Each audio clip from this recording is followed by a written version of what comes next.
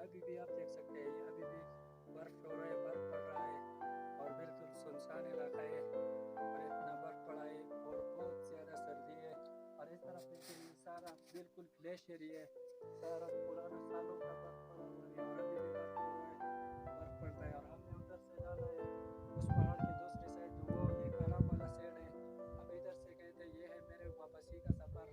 और इधर इंसान तो क्या कोई परिंदा भी नहीं है, बस सिर्फ एक ही चीज़ होगा ये उधर ऊपर ये पहाड़ों में, और वो होगा जिसका नाम है मार्फोर।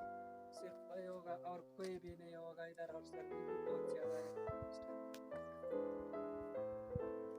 और ये है बर्फ, अभी भी बर्फ पड़ रहा है, बहुत ज़्यादा सर्दी है। और वो सामने वो पहाड़ जो नज़र आता है उधर से पार जाना है, उसकी दूसरी साइड पे कालाम है नीचे, उससे आगे तकरीबन 13-14 घंटे पैदल सफ़र करके नीचे हम कालाम तक पहुँचेगा। और ये सामने जो पहाड़ है ये वो मारफोर वाला पहाड़ है, इधर बस सिर्फ मारफोर रहता है, उसके अलावा और कुछ भी नहीं होता। और ये है मेरा वापसी का सफ़र। हम उधर से आ रहे थे, उधर नीचे से, और उधर मैंने बोला था कि हमने वो पहाड़ क्रॉस करना है, पहाड़ की दूसरे साइड जाना है।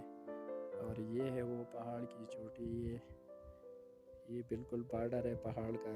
ये देखिए ये पहाड़ की वो चोटी है और पूरा पत्थर का बना हुआ पहाड़ है, पत्थर के अलावा और कुछ भी नहीं है। और पहाड़ों की चोटियों पे बर्फ़ भी बहुत है और ताज़ा न्यू बर्फ़ जो पड़ा है रात को, ये वही बर्फ़ है, इधर हर रोज़ बर्फ़ पड़ जाता है।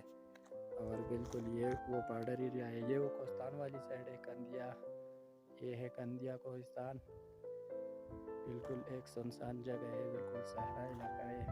और ये है बॉर्डर, और ये है दूसरी साइड, ये है कालाम वाला साइड। ऐसे साइड पे ये जो है ये कालाम वाली साइड है, बहुत नीचे।